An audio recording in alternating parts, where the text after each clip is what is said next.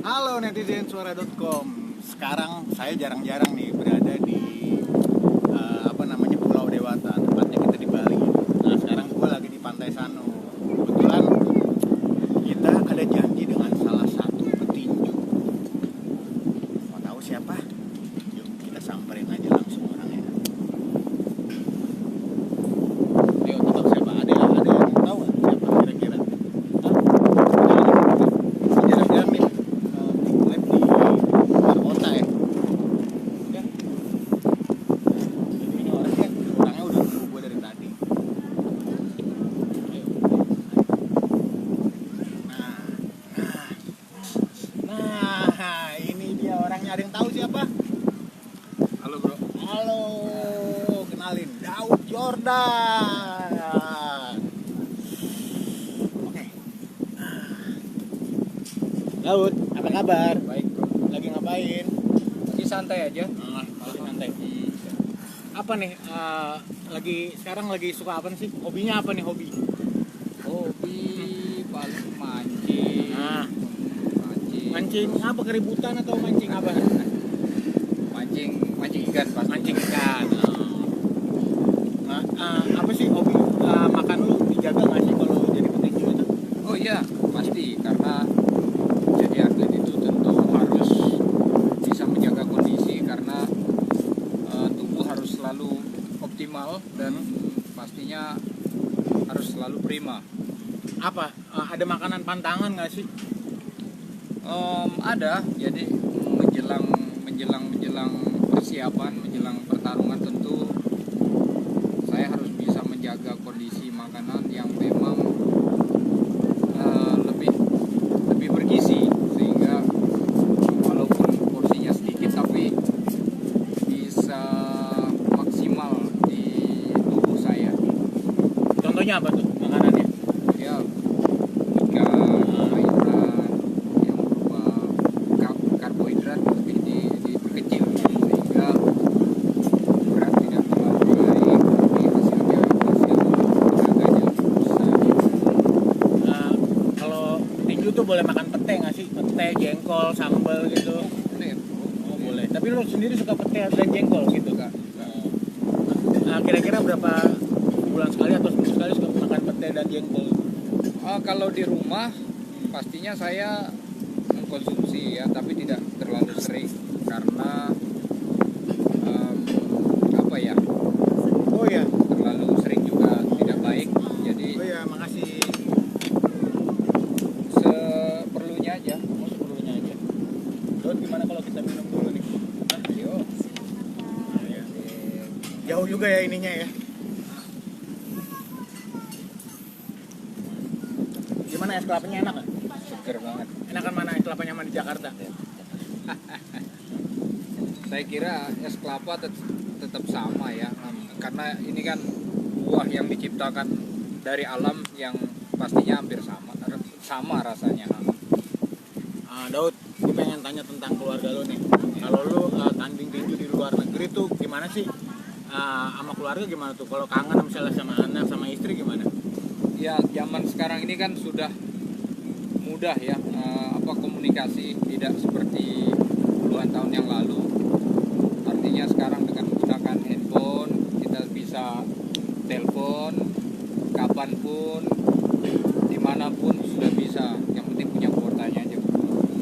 Kuotanya sebulan habis berapa giga nih kira-kira, Daud? Ya, Netizen pengen tahu nih. kalau di luar pastinya kalau saya dalam kondisi persiapan di luar tentu banyak bro habisnya gitu kan.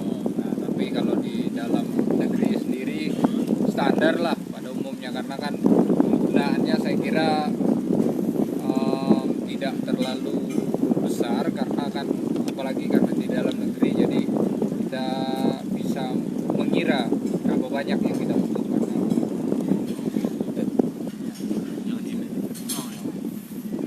Terus kalau itu anak suka video call atau itu nggak sih kalau kangen? Ya. Video call ngapain lagi, telepon atau apa? Ya, setiap hari saya video call dengan anak, istri, keluarga besar di Sukadana di Kayong Utara di tempat saya.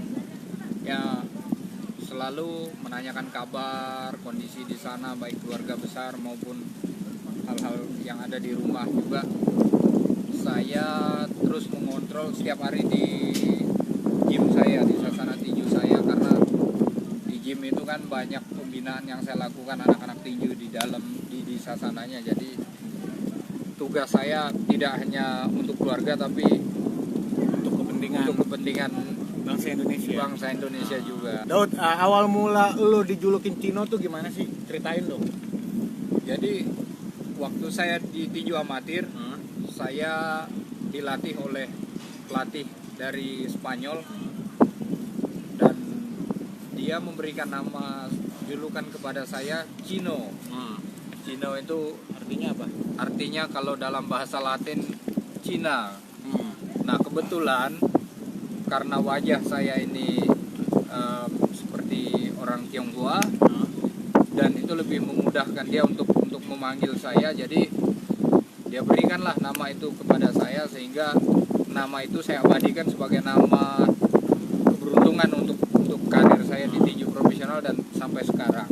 Tapi keberatan nggak sih dengan julukan nama itu? Oh enggak, saya enjoy, saya senang dengan nama itu karena apa ya, itu pemberian dari orang yang saya kagumi, pemberian dari orang yang saya pikir dia punya niat baik dan tentu itu menjadi berkah juga buat saya. Nyatanya sekarang masyarakat di Indonesia mungkin juga tahu julukan saya di tinju siapa, jadinya begitu. Jadi ada plusnya tersendiri. Lebih senang dipanggil sama fans Daud, Cino apa Yordan? Kalau dipanggil tiga-tiganya Daud, Cino atau Yordan tuh nengok nggak kira-kira? Pasti. Oh pasti. Tapi saya lebih suka apa saja, yang penting kan sopan gitu kan, yang penting apa saja nama yang dipanggil oleh masyarakat saya sangat suka. Nah, ini ngomong-ngomong tentang fans nih, Ya. tentang fans Daud Yordan, kan banyak nih ya misalnya lo ke mall atau ke mana lah, ke apa namanya ini, ke jalan raya atau kemana itu sempat ada yang foto bareng nggak sih? Suka ada yang ngeh lo nggak sih? Itu Daud Yordan. Ada, pastinya ada, dan sebisa mungkin saya merespon dengan apa yang bisa saya lakukan. Apakah itu mereka meminta foto, mereka meminta jabat tangan, mereka berkenalan, mereka mengagumi saya, apapun yang mereka apresiasikan untuk saya, ya saya kembali apresiasi buat mereka sebisa saya. Pernah nggak di jalan nih nemu dia nggak tahu tuh siapa lo Daud Yordan, minta foto itu mas, jadi minta foto sama keluarganya gitu. Pernah. Pernah. Terus Sering gimana? banget. Ya saya lakukan apa yang diminta, karena kan ketika orang meminta bantuan saya tanpa melihat siapa saya pikir saya tidak melihat sisi itu, tapi bagaimana saya bisa berbuat untuk orang lain juga. Ini kan Daud Yordan kan seorang petinju nih, pasti pernah dong di jalan, di mobil tuh pernah mengalami emosi, misalnya kayak apa namanya, ada yang nyalip sembarangan motor gitu. Terus ntar kalau itu motornya kan kadang-kadang suka ngajak berantem gitu. Sebagai seorang petinju itu gimana sih biar meredam emosi gitu? Apakah dilawan juga atau kita sabar, lo yang sabar atau gimana? Saya pikir Ngadepin orang kayak gitu. Ya, saya pikir olahraga ini banyak mengajarkan saya dalam segala hal, khususnya bagaimana saya bisa mengontrol diri saya, baik di lingkungan masyarakat maupun di hari-harinya saya. Kalaupun ada hal-hal terjadi seperti itu, memang pernah saya alami beberapa kali, namun saya masih bisa mengontrol dengan cara saya, yaitu mungkin ya kalau bisa ngalah, kalau mungkin bisa kita ya, selesaikan dengan hal-hal baik. Saya kira itu hal yang paling indah yang bisa saya lakukan. Kenapa? Karena saya pikir kalaupun kita berkelahi atau kita ribut, itu tidak menyelesaikan masalah. Tapi kalau kayak gitu pernah, ini orang nih gue tonjok juga nih, gue tampol juga nih, pernah nggak sih ada? Kebetulan enggak. Kenapa? Karena saya sendiri memahami bahwa profesi yang saya lakukan ini memang betul-betul untuk dilakukan di hal-hal yang semestinya, begitu kan. misalnya katakanlah bertanding atau di atas ring. Jadi seketika di luar ring, walaupun ada godaan atau ada cobaan untuk mereka memancing saya, apakah itu ngajak berkelahi, apakah itu ngajak adu kekuatan dan segala macam, sangat bisa saya kontrol. Oh. Kira-kira anak Daud nih bakal jadi petinju nggak nih? Nerusin. Ada pepatah mengatakan buah tidak pernah jatuh dari jauh dari pohonnya. Jadi saya kira tidak jauh-jauh lah dari hal tinju. Dan saya sendiri ketika dia memilih apapun ya, saya pastinya akan mendukung. Tapi prioritas saya tetap saya arahkan untuk menjadi petinju. Itu pasti ya? Ya. Oke, apa namanya? Kira-kira ada nggak nih keinginan untuk bikin vlog ke depan? Ada. Apa isinya, apa nih vlognya? Apa saja yang saya pikir bermanfaat, bisa dilihat oleh banyak orang. Artinya bisa dia dari sisi kehidupan saya sebagai olahragawan maupun kehidupan hari-hari yang sama normal seperti orang lainnya. Bakal kayak apa namanya, bongkar tas sendiri nggak? Hai guys, lihat dong, tas gue isinya ini. Terus barang-barang gitu yang pamer-pamer gitu kayak selebgram gitu nggak sih? Daud kira-kira Ya, kalau bikin vlog? Saya kira itu nanti kita pikirkan seperti apa yang baiknya. Gitu. Tapi bakalan ada ya? Pasti ada. Ini ada yang nanya nggak nih netizensuara.com? Nanya ke Daud. Oh, belum ada ya? Daud, kira-kira ke depan nih misalnya bakalan jatuh ke ranah politik nggak sih lo? Selain petinju. Kesempatan itu sekarang ini sebenarnya ada, dan saya kira itu proses untuk saya belajar dengan kondisi saya masih aktif sebagai olahragawan, dan ya kita berjalan natural apa adanya. Kita belajar dari senior-senior kita yang lebih dahulu terjun atau mempunyai pengalaman-pengalaman yang lebih daripada kita, sehingga saya kira tidak menutup kemungkinan kedepannya bisa terjun di ranah politik. Apa partainya kira-kira? Kalau bicara partai sebenarnya belum masuk ke dalam partai apa yang harus dipilih untuk nanti terjun di politik, karena memang untuk sekarang pun tentu tahap-tahap pembelajaran saya, tahap-tahap saya mengenal dunia politik seperti apa, dan itu jauh lebih penting daripada untuk sekarang ini. Prioritas lebih penting daripada masuk dulu ke dalam partai. Nah, karena saya kira partai welcome untuk masuk kita berkarya di dunia politik. Tapi emang udah ada yang ngajakin atau gimana?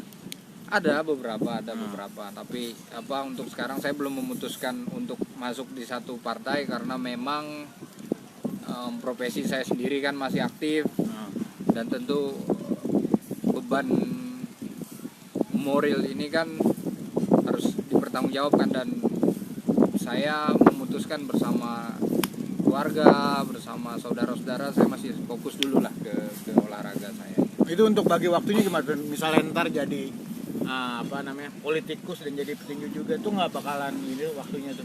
Saya kira tetap ada waktu yang bisa kita atur sehingga kedua-duanya tetap bisa berjalan. Kapan nih kira-kira? Tahun depan atau? Dan partai itu siapa aja sih yang udah ngajakin? Kasih bocoran dong dikit. Sekarang ini proses saya belajar dulu dalam 1-2 tahun ini. Nanti seperti apa baru saya memutuskan ke partai mana saya bisa masuk. Lalu ya itu yang saya lakukan dulu untuk sekarang. Kalau partai sendiri, banyak sahabat-sahabat kita dari partai baik yang baru maupun yang sudah lama membuka peluang untuk kita bergabung.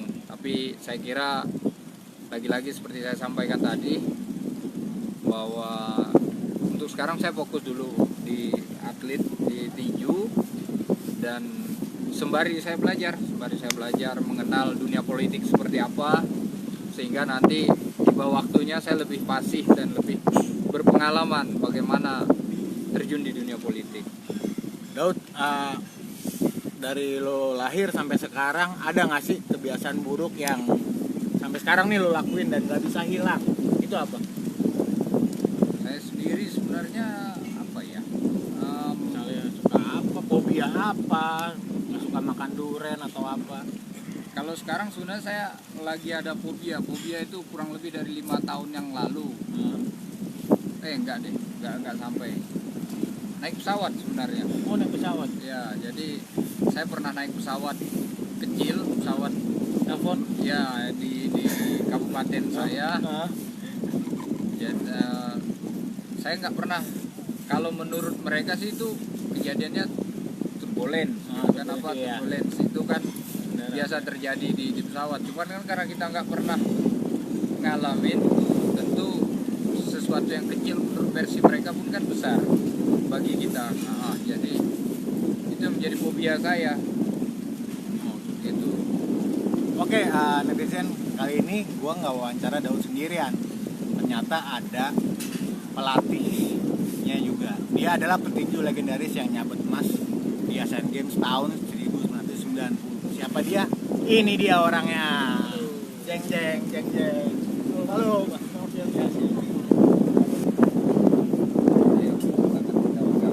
Ini dia adalah Abang Pino Bahari. Apa kabar Bang Pino? Ya, baik, sehat. Daud juga baik? Baik. Ya, baik. Berdua baik ya? Baik ya. Ngadu tinju berani ayo. Kualat. Kualat jangan ya. Bang Pino, Ya, awal mula ketemu Daud gimana sih? ya dulu ketika almarhum ayah saya masih ada, kami sempat menggelar pertandingan tinju profesional. Jadi ayah sebagai promotor tinju. Silakan. Iya, Mas. Dengan bendera Daniel Bahari Promoslan, kami sempat menggelar pertandingan tinju profesional itu di program acara live salah satu TV swasta nasional. Dari perjalanan menggelar tinju profesional itu, saya melihat amatir kita zaman itu cukup mumpuni untuk dikembangkan, di-create jadi calon-calon bintang juara senior dari Indonesia. Salah satunya waktu Daud. Jadi ketika saya memantau tim nasional, saya sempat share ke saya, dia berkata, wah ini tertarik untuk merekrut atau mencetak Daud untuk menjadi bintang di tinju profesional. Ayah saya sempat sampaikan, jadi alhamdulillah mulai itu mendekati pihak keluarganya. Udah ada dulu bibit-bibitnya. keluarganya Daud, ya, Bibitnya Daud udah ada ya. ya, jadi mendekati ke Bang Damianus. Bang Damianus dari awal memang mencetak profesional. Sampaikan bahwa peluang kita untuk mencetak prestasi jadi lebih bisa atau lebih bisa lebih mudah di dunia tinju profesional dibandingkan di amatir. Di tinju amatir ini kita tinju bergantung, istilahnya nasibnya bergantung dari organisasi amatir. Dalam artinya kalau di profesional yang mengatur prestasi si petinju adalah manajemen. Jadi sangat jauh lebih mudah kita mencetak Daud jadi bintang dunia di tinju profesional. Mulai mencetak yang kemudian berani untuk meninggalkan zona nyaman di tinju amatir, karena di tahun itu Daud juga masuk tinju yang masuk ke belakang, dan dia rela sudah berani mengambil keputusan untuk meninggalkan batas. Ikhlas nggak tuh Daud tinggalin tinju amatir? Ikhlas. Saya pikir almarhum Om Daniel Bahari dan Bang Pino tentu punya rencana yang bagus untuk karir saya di ring tinju profesional, sehingga saya percaya dengan mereka dan terbukti ya sampai sekarang berjalan dengan baik. Bang Pino, Daud itu orangnya nakal nggak sih? Ya, Gimana sih kenal Daud tuh orangnya, sosoknya kayak gimana sih? ya, jadi memang selama ini kami memang selalu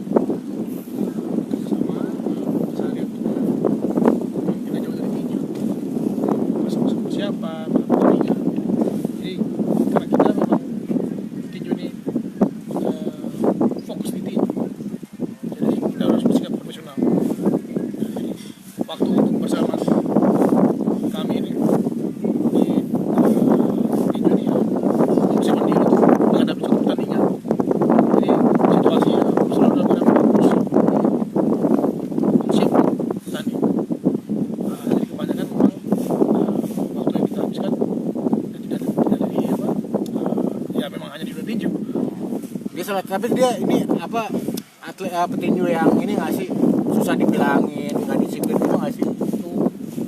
Tahu sih, salah satu petinju Indonesia harusnya melakukan disiplinnya.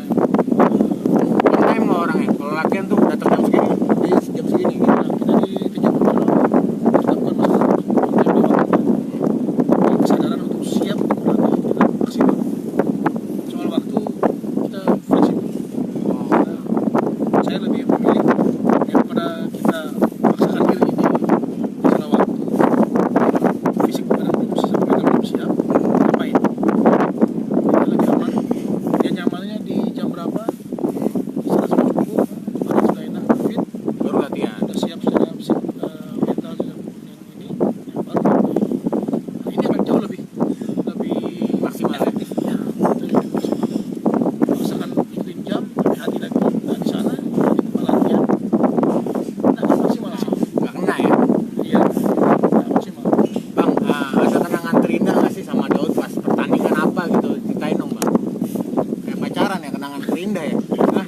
Ya, jadi kita di dunia tinju ini kan memang kiblatnya tinju profesional sekali di Amerika. Jadi saya sangat bersyukur juga, bangga juga mampu menunjukkan pada dunia internasional bahwa kita di Indonesia ini mampu untuk menembus level dunia.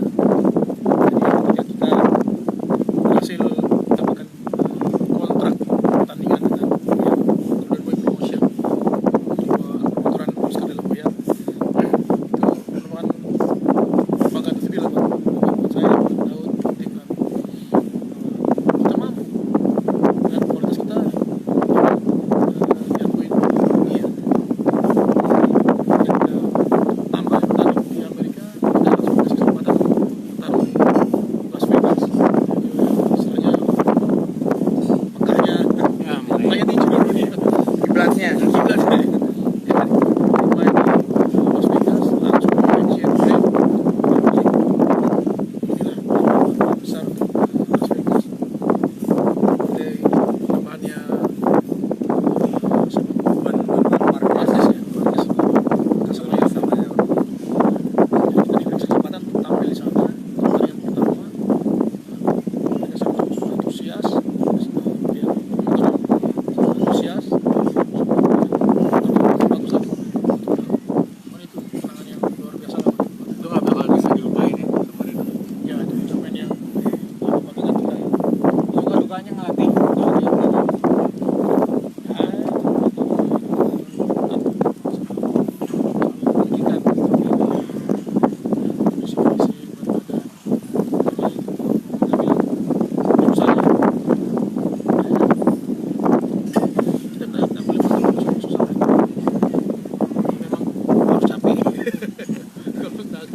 Enggak yang nggak usah tinju ya. Iya. Kalau masalah jadi olahragawan, nggak usah jadi atlet. Karena salah satu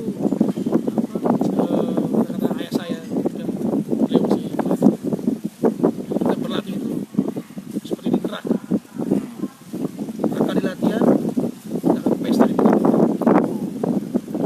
Iya, artinya bila saat latihan itu kita benar-benar harus disiksa, dipus, dipaksa sampai melebihi limit kemampuan kita. Supaya pas ketika bertanding, kita yang pesta melawan. Kita langsung nafsu ya, biar menang, biar kau. Bukan nafsu juga dalam artian kita mempersiapkan, kita punya visi, jadi benar-benar latihan sekeras-kerasnya. Kita bertanding, saatnya kita berpesta. Bagi hasil kita punya latihan kemarin. Nah, untuk Daud sendiri nih gimana? Rasanya dilatih sama Bang Bima Bahari. Saya sangat bangga sekali. Kenapa? Karena dari kecil saya sudah mendengar nama Bahari keluarga ini sangat besar, sangat populer, sangat disegani oleh dunia tinju Indonesia. Sehingga sebenarnya itu hanya angan-angan saya saja. Bahkan untuk bertemu pun sebenarnya sesuatu yang mustahil bagi saya di kala itu gitu kan. Nah, tapi ternyata tidak hanya mengenal pribadi mereka, tetapi saya merasa bagian dari keluarga mereka, dan itu sesuatu yang sangat luar biasa buat saya. Terlebih lewat mereka saya bisa berkarir di dunia tinju khususnya profesional, bahkan bisa mengantarkan saya sampai ke Amerika, sampai mungkin satu-satunya petinju Amerika yang bertanding di MGM Grand menang gitu kan. Itu yang memang hanya kita lah, Di Indonesia. petinju Indonesia ya satu-satunya yang bisa bertanding di MGM Grand. Itu kan pencapaian sesuatu yang luar biasa yang saya kira hanya sekali dalam seumur hidup. Kita nggak pernah tahu apa masih ada yang bisa melewati limit itu. Nah, tentu ini kan dibangun oleh kita bersama-sama, khususnya dari keluarga Bahari, keluarga Bang Pino. Nah, ini menjadi sesuatu yang tidak pernah terlupakan bagi saya. Kalau untuk pesan dan harapan untuk Bang Pino apa? Saya kira Bang Pino apa ya pesannya mungkin agak kurang saya kurang pantas sih sebenarnya memberikan pesan kepada yang lebih senior. Itu sesuatu yang ini, tapi saya malah bersyukur sekali bahwa saya terus menjadi bagian dari tim ini bersama Bang Pino, karena itu sebuah kebanggaan bagi saya sendiri, bagi keluarga saya, karena ya waktu berjalan terus puluhan tahun tapi kita tetap bersama-sama. Itu sesuatu yang menurut saya sangat luar biasa sekali, dan itu menunjukkan bahwa kita punya hubungan yang sangat erat, baik kekeluargaan, baik teman, baik pelatih, baik adik, dan segala macam. Kalau untuk Bang Pino harapannya apa nih untuk Daud, dan pesan serta masukan untuk Pino untuk Daud, sorry. Ya. Jadi pertama kita bersyukur, saya Daud selalu bersyukur bahwa saat ini Daud sudah memiliki tim yang sangat kuat di anggota promotion untuk pembinaan Tira, Simon. Mari kita keadaan yang baik Tuhan menambahkan ini. Mari kita lakukan kita punya bagian dengan tanggung jawab yang tugas saya sebagai pelatih mempersiapkan Daud, tugas Daud sebagai petinju yang akan bertanding harus dengan semangat tinggi berlatih supaya hasil yang kita capai bersama bisa benar-benar maksimal dan sehingga mudah-mudahan bisa membanggakan seluruh bangsa negara kita. Oke, netizen suara.com, sekian dari saya bincang-bincang dengan Bang Pino Bahari dan Daud Yordan. Sampai ketemu